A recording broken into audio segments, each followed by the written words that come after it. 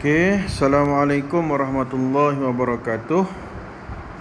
So we continue our discussion in the same construct that is creating, but in chapter 5 electronics. Okay, question number 27 is MRSM 2011. Diagram 27 shows, cikgu besarkan dia punya soalan sikit. Diagram 27 shows the screen of a cathode ray oscilloscope, or be known as a CRO, with an alternating input voltage. So bila dia kata alternating, maksud graf dia mesti sinusoidal, and the voltage is 240 volt. Okay, the CRO is connected to box P. Ada box P daripada CRO, daripada kita punya input. Okay, input kita tu kita akan sambung kepada CRO, tapi ada pula sambungan kepada box P which is connected to a handphone. Jadi maksudnya sebelum sampai handphone tu ada box P.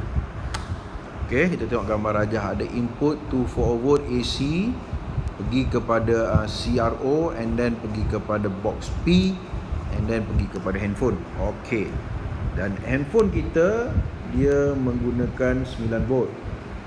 Okay, sedangkan kita punya power supply asalnya ialah 240 volt. Maksudnya kita akan reduce dia punya voltage daripada 240 volt kepada 9 volt. So means that we must have a transformer, the step down transformer. Okay, suggest and explain the suitable circuit for box P so it is suitable for charging the handphone. Kita nak charge telefon kita lah. Include in your answer the device used to charge the 9 volt handphone. Apa yang kita perlukan? Okay, kita tengok jawapan dia. Okay, to charge the handphone, pertama sekali kita kena reduce, kita kena turunkan dia punya nilai voltage from 240 volt to 9 volt. So we must have a device that we call as step down transformer. So the function of step down transformer is to decrease the voltage from 240 volt to 9 volt. Okay.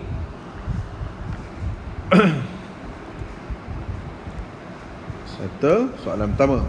Second, the component used to convert alternating current to direct current. So komponen ni maksudnya bahan yang kecil lah, is a part of device.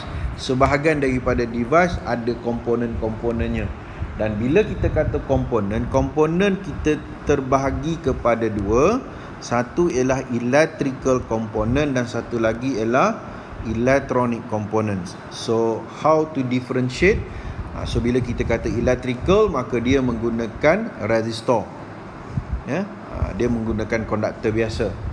Tapi bila kita kata electronics, maka dia mesti melibatkan semiconductor, seperti diode, transistor, dia menggunakan semiconductor, maka dia kita panggil sebagai electronic components. Okay, so apakah komponen yang kita guna untuk kita convert AC to DC? So AC to DC kita panggil rectification. So the component be known as rectifier. So we have two type of rectification. One is half wave rectification and one is full wave rectification. So bila kita kata half wave ni, maksudnya dia menukar separuh sahaja. Separuh wave akan ada current, separuh wave tak ada current. Itu dia panggil half wave rectification. Manakala bila kita panggil dia full wave rectification, sentiasa ada current. Full, sentiasa ada current. Okay, cuma current kita itu dia akan flows in one direction, that be known as a direct current. Okay, so means that we have two type of circuit that produce two type of rectification. One is full half wave rectifier, and second is full wave rectifier. Okay, So untuk kita produce half wave rectifier, half wave rectification, we need one diode in our circuit. Okay.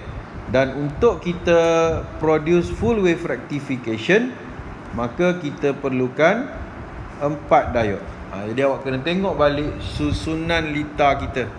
Kena tengok balik susunan lita, bagaimana nak produce half wave dan bagaimana nak produce full wave rectification. Okay, susunan 4 diode tu bagaimana. Okay.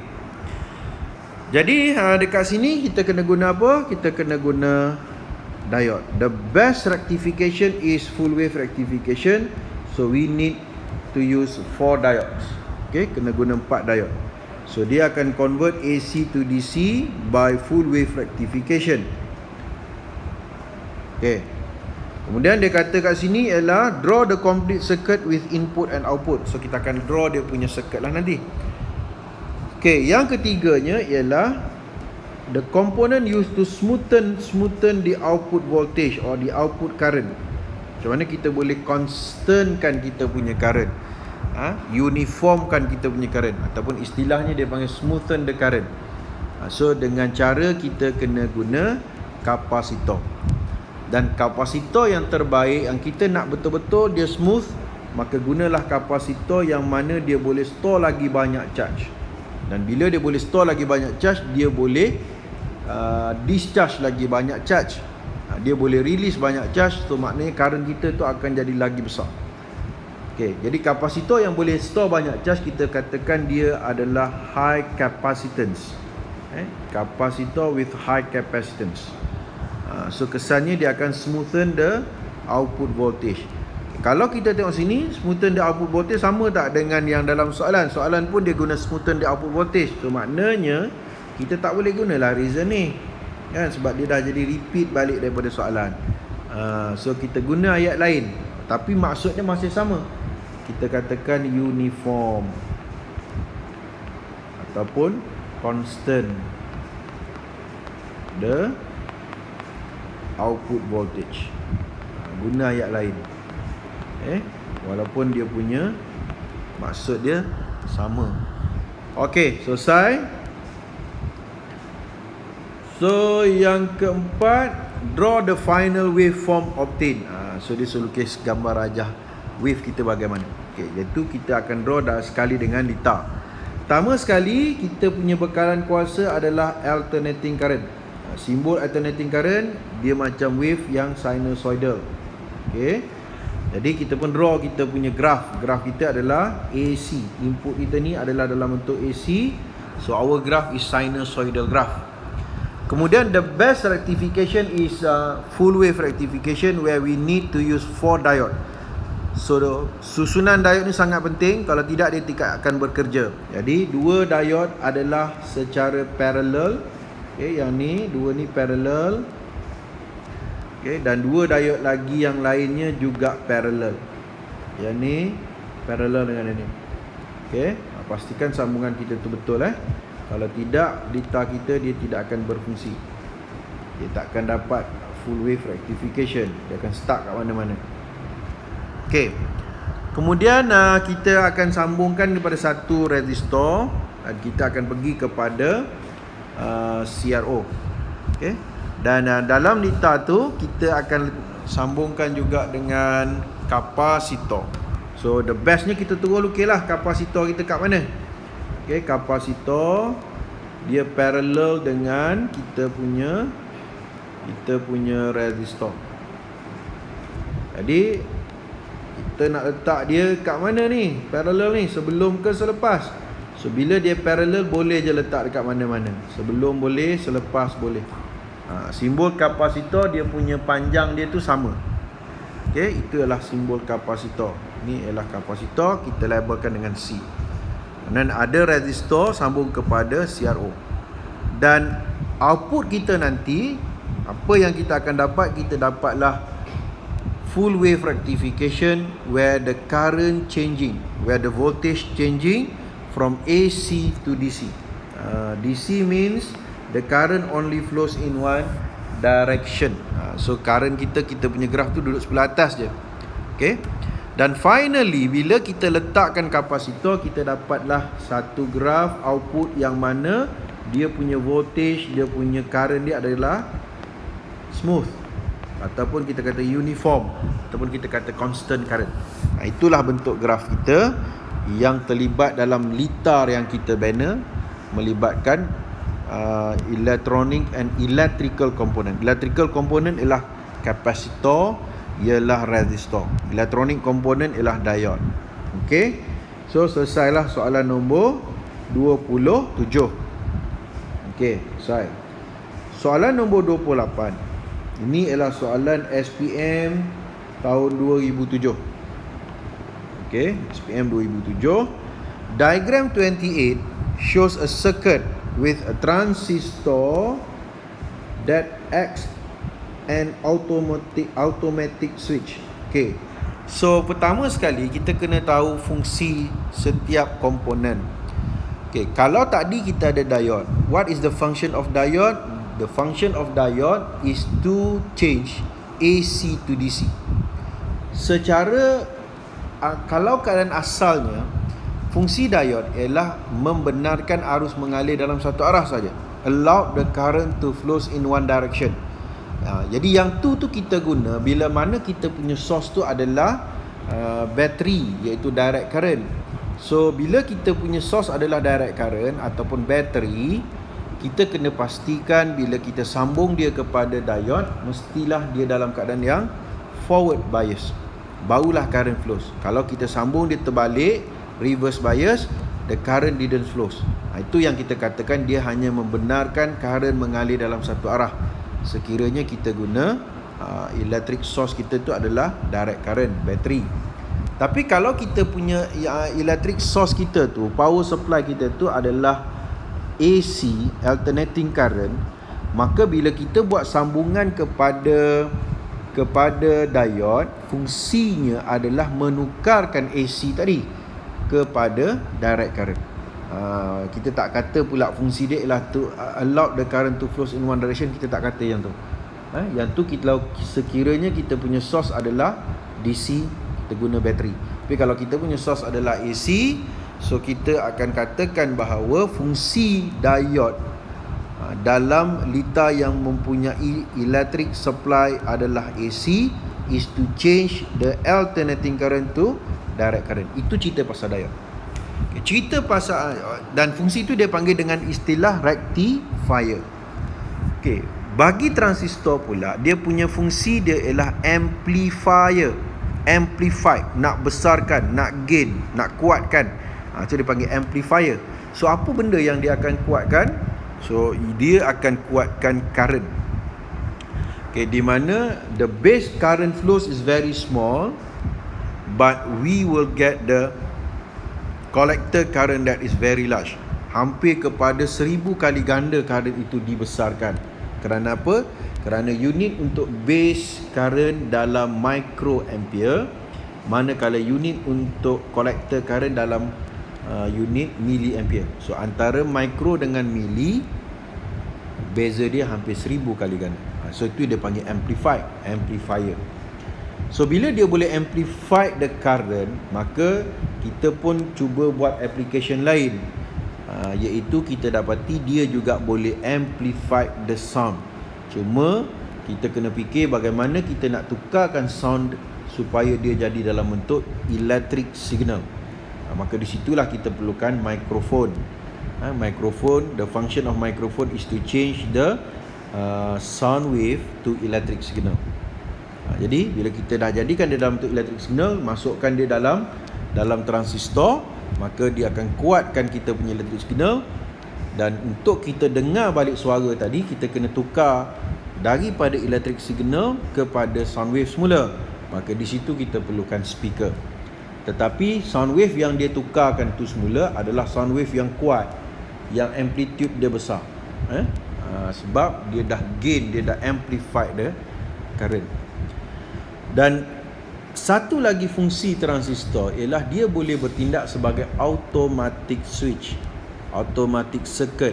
Di mana bila kita kata automatik, bermaksud kita tidak akan buat apa-apa kerja kepada circuit itu. Dia yang buat kerja sendiri. Maka bila nak buat kerja sendiri, kita perlukan litar itu, dia perlukan sensor. Sensor itu adalah singkatan daripada sensitive resistor. Dan untuk level kita SPM, ada dua sensor yang kita kena faham, iaitu LDR, Light Dependent Resistor. Dalam bahasa Melayu ialah perintang peka cahaya. Dan satu lagi ialah thermistor, heat resistor. Okey. Jadi apa yang awak kena faham? Dia punya sifat dia. Okey. So kita balik kepada soalan ni. So kita ada satu transistor circuit yang bertindak sebagai automatic switch. Jadi bila automatic switch, dia mesti ada sensor. So mana sensor dia? Okay, dalam ni sensor dia ialah LDR. LDR ni apa dia? Light Dependent Resistor, di mana nilai resistance-nya akan berubah terhadap intensity of light, kecerahan cahaya. Macam mana dia berubah? Kalau gelap resistance dia akan jadi tinggi. Dan kalau cerah, resistance dia akan jadi rendah. Itu sifat yang international untuk LDR. Okey. Jadi bila kita letak di sebelah bawah, bila kita letak sensor belah bawah, maka supaya kita punya output berfungsi, output kita dia berada pada bahagian collector. Okey, jadi dalam kes soalan ni, output kita ialah LED. So what is LED pula? LED ni adalah short form untuk light emitting diode. Diode pemancar cahaya, maknanya dia keluarkan cahaya. So bila keluarkan cahaya, anak panah dia arahnya keluar. Kalau LDR tadi dia nakkan cahaya, maka anak panahnya masuk ke dalam. Okey, jadi untuk kita punya output, sekarang ni output kita ialah LED, dia berfungsi, maka dia kena ada current yang flow kat sini. Current yang flow dekat kita punya output, nama dia ialah collector current. Okay, untuk kita dapat collector current, syarat yang kita kena patuhi ialah dekat bahagian base. Ini ialah bahagian base, yang mana base ini bertindak sebagai kita punya input. Dia mesti ada current flow, yang kita panggil dia dengan nama base current. So bila ada base current, maka kita akan dapatlah collector current. Okay, untuk base current flow, okay, base current kita nak flow, current kita flow daripada kita punya bateri.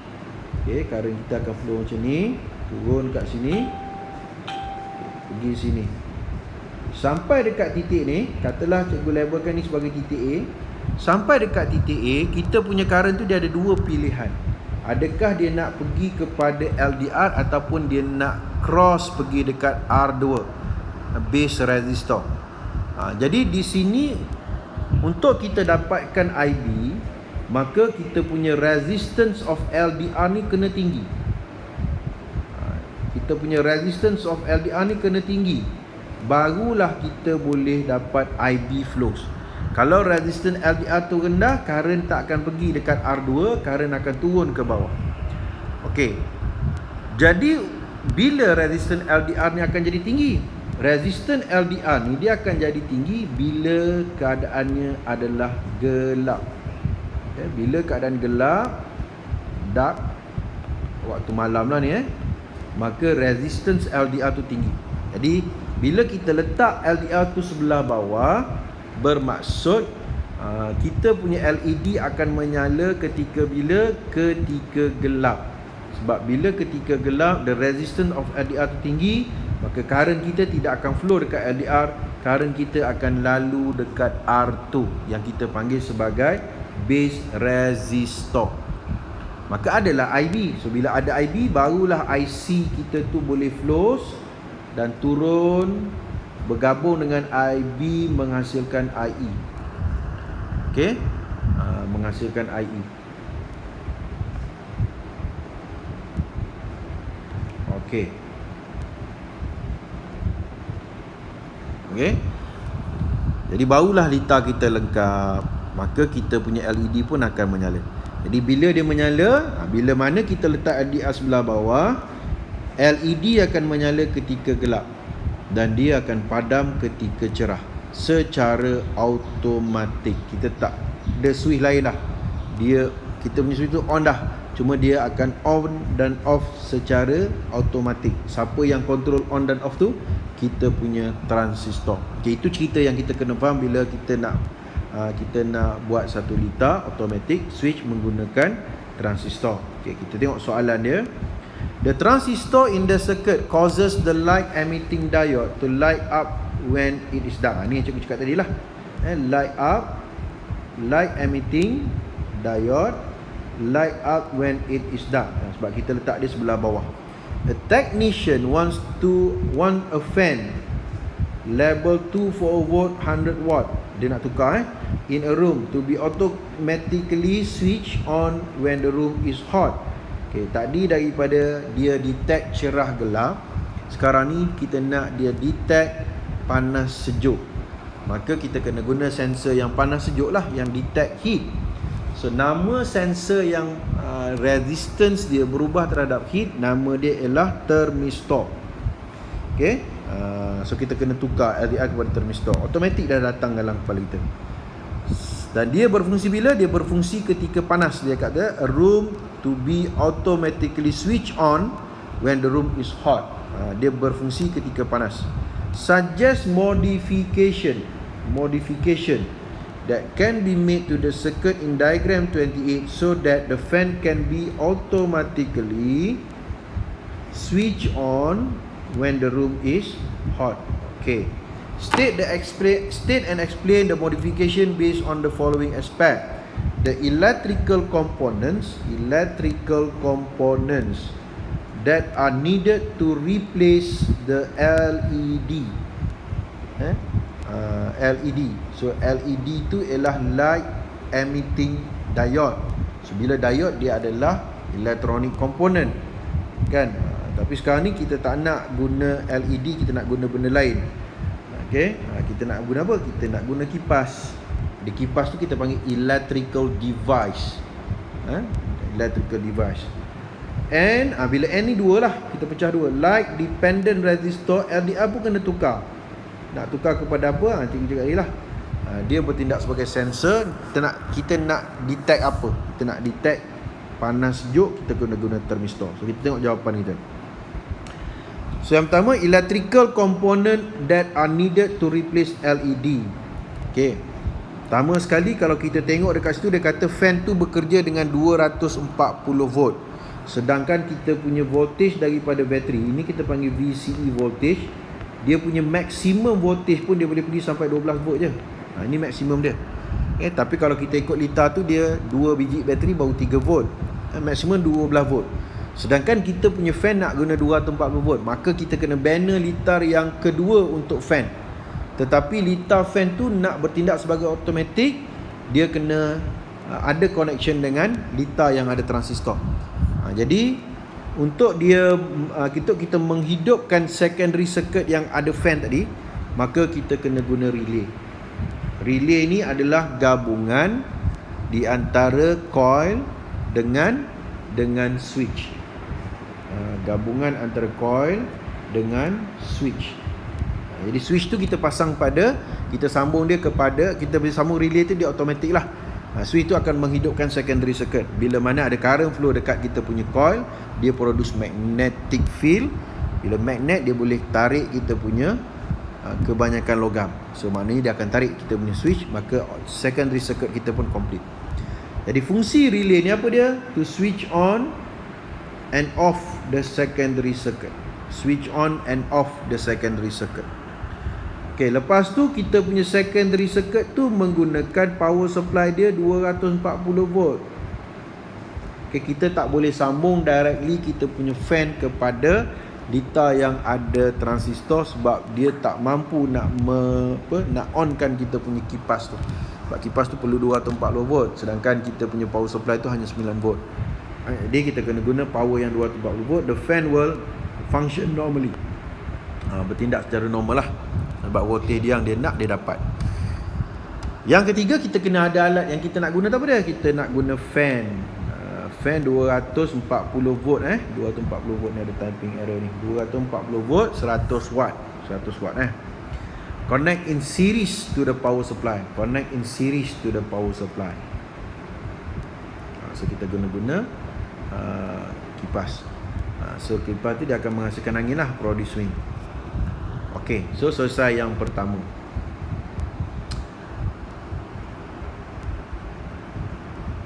Okay, the electrical component that are needed to replace the LED. Okay, itu cerita yang LED.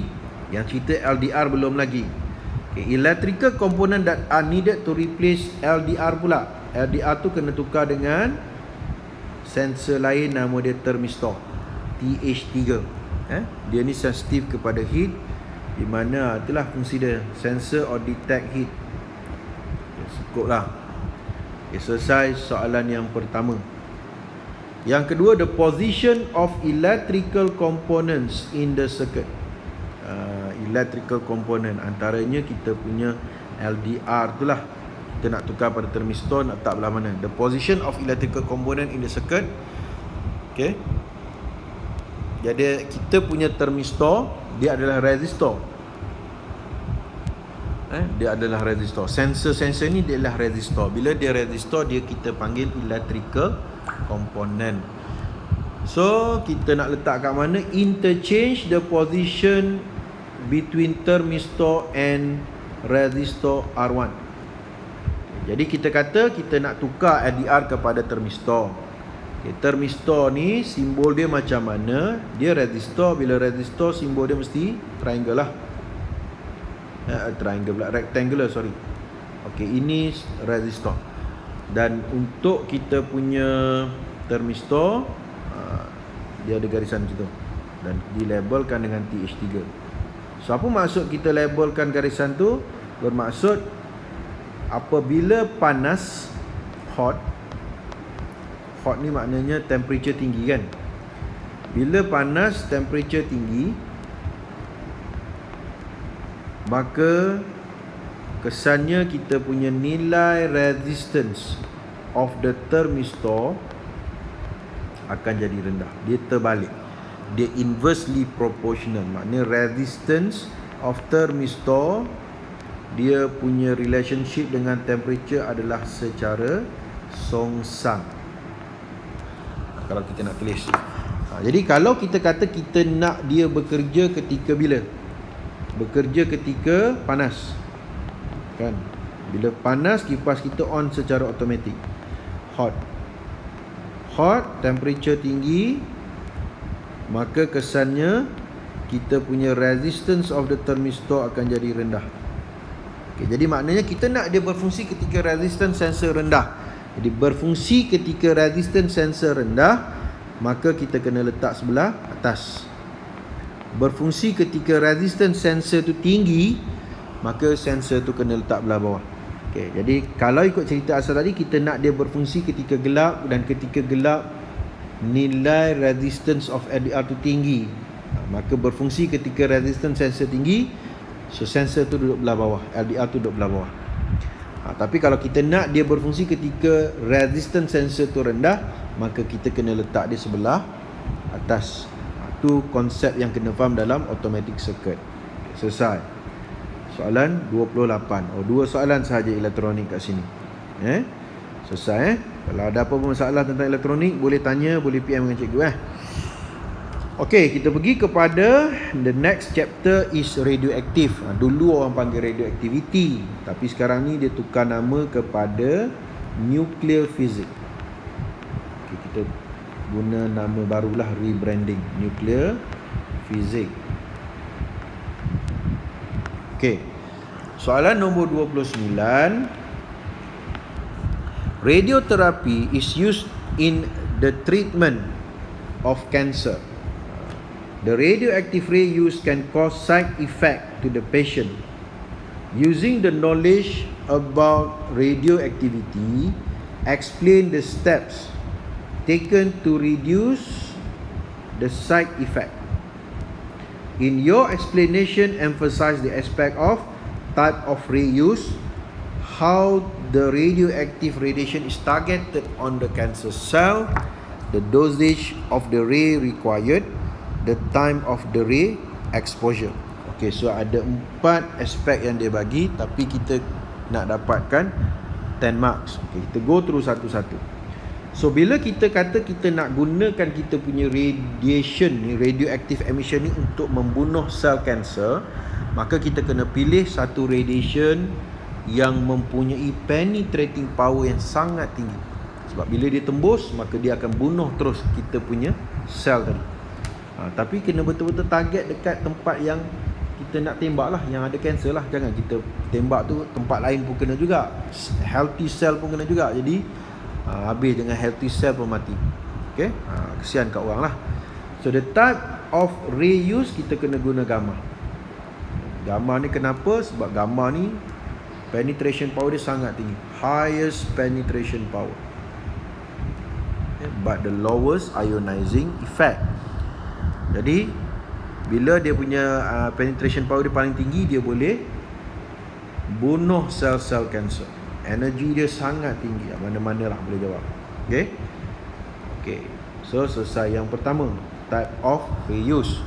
Yang kedua, how the radioactive radiation is targeted on the cancer cell. Macam mana kita nak target dia? So kita kena guna alat lah, bukan melepang itu. Kita guna alat, sama ada kita guna MRI ataupun X-ray ataupun CT scan. Alat ni dia akan target kepada tempat yang kita nak tembak cancer cell. Jadi tu kenapa kita guna alat ni, sebab alat ni dia akan specific locate the exact position of cancer cell. Dekat mana tempat nak tembak, dia akan screen elok kan. Kita punya doktor dah tengok puas hati, maka dia akan tembak tempat yang ada sel kanser. So sama ada guna MRI, X-ray or CT scan. Targeted gamma radiation accurately on the cancer cell. Dia bukan boleh main tembak biasa, tak boleh. Ataupun to avoid destroying other living cell, healthy cell. Jadi kalau kita main tembak biasa, kita takut-takut sel yang sihat pun kena juga, mati-matilah sel yang sihat, rugilah. Kita sel sihat tu kita nak guna. Okay, so selesai yang kedua. Yang ketiga, the dosage of ray required. Ni kena buat calculation, doktor kena buat calculation. Dia punya radioterapi tu dia kena buat calculation, banyak mana, kuat setakat mana gamma ray tu. So dia kena yang moderate and sufficient. The dosage dia tak boleh terlalu banyak, tak boleh terlalu sikit, yang sedang elok, sufficient, moderate and sufficient. So kesannya apa? Cancer cell can be destroyed efficiently. Maka dia sedang elok, cantik, orang panggil optimum. Mati kita punya sel kanser. Jangan kejap mati lepas tu dia balik, tak nak juga. Dia kena ada calculation. Okay, lepas tu kita ada the time of the ray exposure. So jangan terlalu lama lah, sekejap je, not too long ataupun short time. Prevent other healthy cell from being destroyed. Okay. Okay, so dekat sini dia bagi 4 je ni. Dia bagi 1, 2, 3, 4. Jadi 4 tu kita boleh pecahkan dekat mana, yang dekat how the radioactive radiation is targeted on the cancer cell. Yang ni kita boleh buat 3 dah ni. 1 kita guna MRI, 2 kita boleh guna X-ray, ketiga kita boleh guna CT scan. Okay, kita boleh pecah dia kepada 3 dekat situ. Ni ni kita boleh pecah dia kepada 3. So kita dapatlah ekstra. Cuma cikgu buat sekali dekat situ. Pecah 3. Okay, itu soalan nombor 29. Kita pergi kepada soalan nombor 30. Ini adalah soalan SPM tahun 2008. Radioaktif ni selalu keluar. Lalu keluar soalan essay. So diagram 30 shows how a radioactive source is handled by a student. So nampak tak dia handle macam mana? Ini kita panggil forceps. Yang ni kita panggil forceps. Awak biasa guna forceps ni dalam biologi ataupun chemistry kan. Dan kita simpan dia dalam satu bekas. Bekas ni untuk mengelakkan daripada radioaktif kita tu dia keluar, kita kena guna lead. Sebab apa lead? Sebab semua radioaktif tak boleh menembusi lead. Kita punya radiation yang mempunyai the highest power of penetration is the gamma ray. Tapi gamma ray ni kalau jumpa dengan LED dia tak boleh tembus. So kita gunalah kita punya container ataupun kita punya box tu, bahan dia adalah LED. Okay. Soalan dia, the method is not safe. Itu pun masih tak selamat lagi apa yang dia buat tu, sebab dia open sangat orang tu kan, terdedah. Patutnya dia kena pakai mask, dia kena pakai face shields, dia kena baju dia mana boleh pakai dengan pendek, dia kena pakai lab coat yang mana baju dia pun ada bahan LED dekat baju dia. Kena ada badge dekat baju tu, kena ada badge untuk kesan banyak mana body dia telah terkena dengan radiation, so dia boleh detect.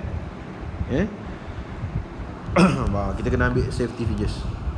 So dia kata suggest and explain the equipment to be used in handling radioactive source. Apa benda yang dia nak kena guna, alat apa nak guna. Okay, so the equipment to be used in handling a radioactive source, pertama dia kena guna forceps lah. Cuma forceps yang lebih panjang daripada yang dia ada kan. Ataupun nak lebih baik lagi tapi costing sikit lah mahal, iaitu gunalah robot, remote control robot. Kita control robot tu yang akan pergi ambil. So robot tak ada masalah dengan radiation, dia bukan benda hidup. Okay, jadi bila kita guna forceps ni, maknanya kita punya jarak dengan kita punya radioactive source tu lebih jauh. Distance between the source and body is far. Okay, jauh. Jadi kita tak mudah nak terkena dengan radiation. Lepas tu yang cikgu cakap tadi, dia kena ada mask, kena pakai mask macam kita sekarang lah. Tapi mask tu bukan mask yang kain, dia ada mask shield dia. The radiation does not penetrate our eyes. Ini sepatutnya dia kata face shields. Face shields. Nak sebut pun susah Face shields. Shield. Nak melindungi mata kita daripada terkena radiation. Lepas tu yang cikgu cakap tadi, dia kena ada film badge. Dekat baju dia kena ada film badge supaya dia boleh detect banyak mana radiation yang dia telah kena. Detect the radiation exposed. Lepas tu dia kena wear the radiation proof coat. Baju dia tu dia ada lab, macam kita panggil lab coat lah. Orang masuk dalam chemistry punya lab, dia ada lab coat. Tapi dia punya coat tu ada lead, kandungan lead kan. So dia panggil proof, radiation proof coat. The radiation does not penetrate the body, untuk mengelakkan daripada dia tembus kita punya badan. Sebab kita tak nampak radiation ni dengan mata kasar, tapi dia ada.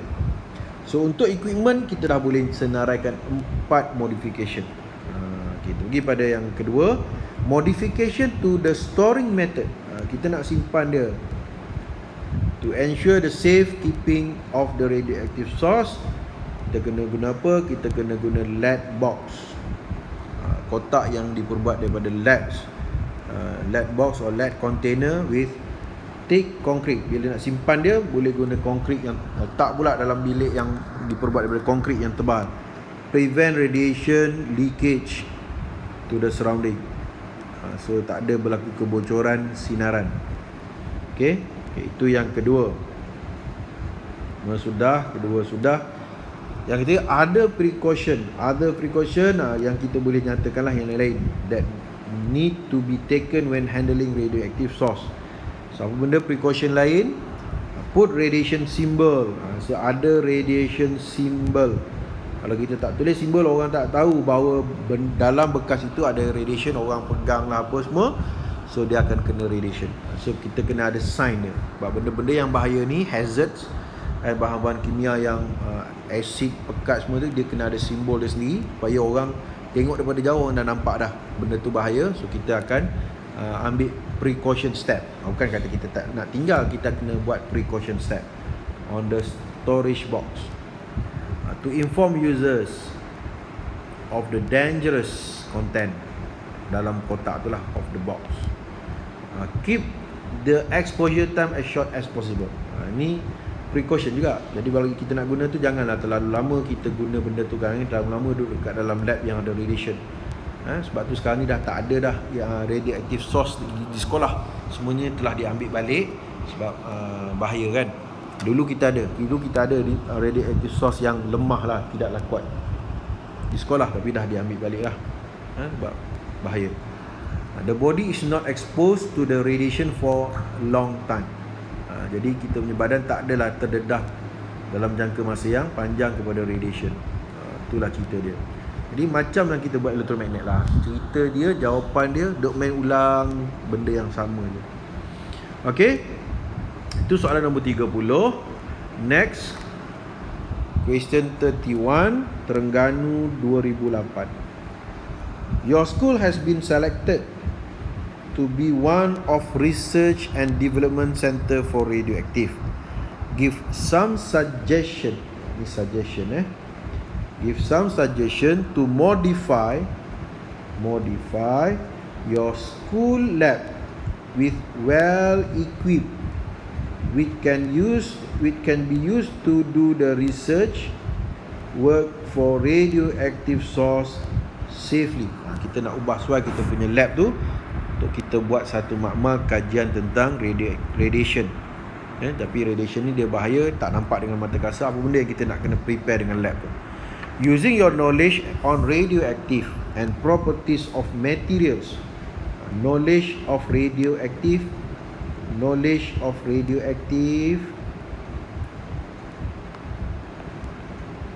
dan juga properties of materials. Explain the suggestion based on the following aspect. Aspek yang pertama, keeping radioactive source. Macam mana kita nak simpan? Okay, so maka kita kena guna lead box. Yang nak lebih baik lagi, kita guna lead box yang tebal. Sebab tu dia panggil block. Thick lead box. Radioactive rays cannot penetrate. All radioactive rays cannot penetrate. Semua tak boleh tembus. Okay, selesai yang pertama. Yang kedua, management of radioactive solid waste. Macam mana kita nak menguruskan sisa-sisa radioaktif ni nanti. Pack into concrete drum. Ni cara nak menguruskan sisa. Ni kena baca lah, ada dalam buku. Kita pack into concrete drum and buried underground. Cara nak melupuskan sisa radioaktif ni, kita kena masukkan dia dalam satu bekas konkrit. Kemudian konkrit tu kita tanamkan di dalam tanah dan ada kedalaman dia lah, supaya kita nak mengelakkan daripada dia tu terbebas ke surrounding. Prevent the radioactive waste discharge to the environment. Terbebas ke persekitaran. Kita kena masukkan dalam satu kotak yang kita buat dia secara konkrit. Ada lead kat dalam tu. Lepas tu kita tanam dia dalam tanah lagi. Itu cara kita nak melupuskan radioactive waste dalam bentuk solid lah. Handling radioactive source yang tadi, dah ada tadi. Kita kena guna forceps ataupun kita guna remote control robot. Use forceps ataupun robotic hand ataupun remote control robot. Biar robot buat kerja. Kita hanya control. Avoid direct touching ataupun avoid direct exposure. Touching ataupun direct exposure.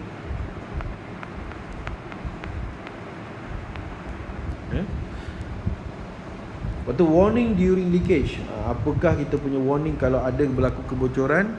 So kena ada siren lah. Sebab kalau lampu ni kadang-kadang orang tak perasan. Kalau bunyi ni orang boleh dengar. Use siren.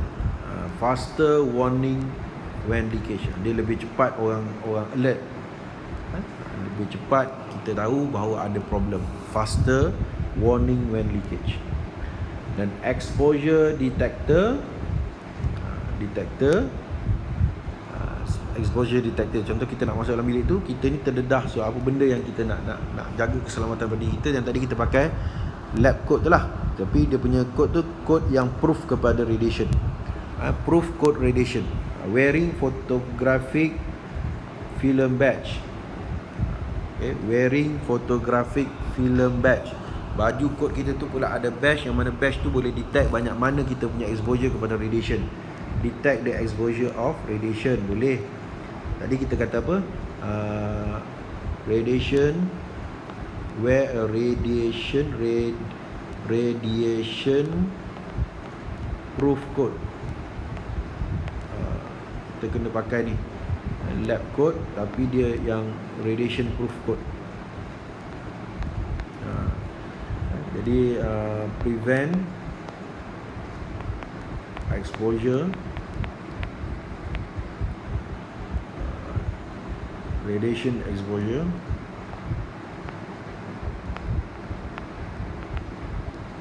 to the body. Boleh juga. So kita dah jawab semua ni ada berapa? Ada 5 kan. Sedang eloklah kita jawab satu-satu modification ni. Kalau ada lebih kita nyatakanlah yang lebih tu. Okey, selesai nombor 31.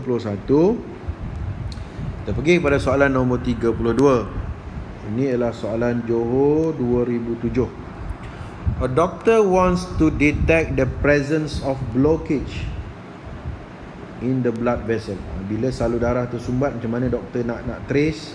Salah satunya dia menggunakan radioisotop. Dia inject masuk dalam kita punya salur darah. Jadi bila kita kata inject masuk dalam salur darah, bermaksud kita punya radioisotop tu mesti dalam bentuk liquid lah. Kalau solid macam ni juga kan. Jadi bila melibatkan benda hidup, half life dia mesti kena pendek. Sebab nanti kan dia membahayakan kepada pesakit pula. Sebab kalau dia lama dalam badan, radiation tu berlaku dalam badan tu kan. Half life dia kena pendek kan? Dia dalam bentuk liquid. Lepas tu dia punya penetrating power dia kena high sikit. Maknanya dia boleh tembus kita punya kulit dan daging. Kalau kita guna alpha tak boleh tembus, kertas tak boleh tembus. Jadi yang the best ni kita guna beta lah yang boleh tembus. Kalau gamma terlalu kuat pula bahaya. By injecting a suitable radioisotope as tracer. Dia tracer ni suri mengesan lah kat mana berlakunya blood clot, blockage tadi, into the bloodstream of the patient. A doctor should be able to identify the part of body that not receiving enough blood. Using your knowledge on radioactivity and diagram 32, explain on the following aspect. So the first aspect is what radioactive materials and equipment, dua dekat sini, can be used to monitor the blood flow in the patient. Apakah radioactive material yang kita nak guna? Yang cikgu cakap dia lah, kita guna beta particle lah yang terbaik, di mana dia boleh penetrate kita punya kulit dan daging, able to penetrate the patient body lah kita kata. Lepas tu material and equipment, yang material dia yang macam mana, half life dia pendek supaya dia tidak membahayakan kepada patient, not too dangerous to the patient. Yang kedua, lepas tu macam mana doktor boleh detect dekat mana berlakunya blockage. So dia nak detect tu, dia kena guna satu detector, nama dia adalah GM tube. GM tube ni bertindak sebagai detector to detect the beta particle lah. Jadi macam mana cara dia? Dia gerakkan sepanjang salur darah tadi. Sekiranya ada tempat di mana tiba-tiba reading dia tinggi. Reading dia tinggi tu sebab ada banyak radiation yang keluar kat situ. Kenapa radiation keluar kat situ? Sebab dia dah tak boleh nak flow. Maka kawasan tu dikatakan berlakunya blockage. Itu cara doktor nak detect lah. So dekat material and equipment, so kita ada 3 modification yang kita boleh buat. Lepas tu how the equipment is assembled, nak pasang macam mana. So kita punya GM tube tu dia tak memberikan reading, dia hanya detect. Maka nak tahu reading dia kena sambung kepada satu alat lain, nama dia ialah rate meter. A rate meter is connected to the GM tube. Maka barulah kita dapat reading dia. Give a reading of emissions of radioisotope from the patient body. Tu yang ke 2, tapi yang ketiga lah sebab ada N tadi kan. How the system works, macam mana dia bekerja. Ni lebih pada explanation je ni. The beta particle will reach those region of the body. So beta tadi dia sepatutnya dia akan flow lah sepanjang kita punya blood stream tu, akan flow. So have an adequate blood supply. Lepas tu kalau adanya blockage, high reading of rate meter. Jadi bila ada high reading of rate meter menunjukkan ada blockage of blood vessels. So kalau kita tengok sini, kita dah jawab 1, 2, 3, 4, 5, 6 point. Dia nak sekurang-kurangnya 5. The beta particle will reach those region of the body.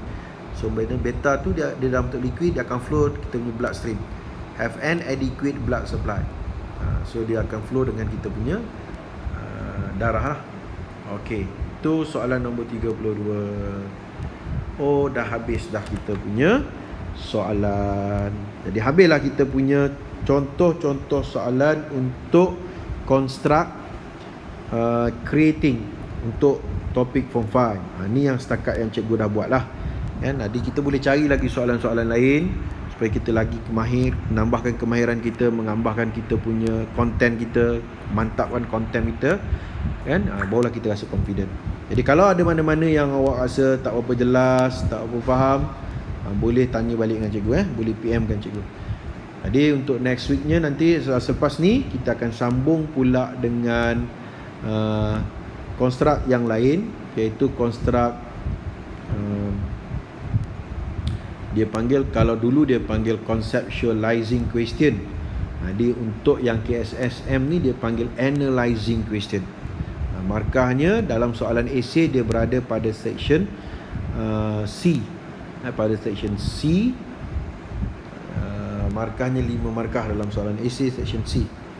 Constructnya ialah construct analyzing. Kalau dulu dia panggil conceptualizing. Dan dalam soalan structure pun ada, di soalan nombor 5 dan nombor 6. Jadi itu sajalah untuk hari ini. Kita sambung semula.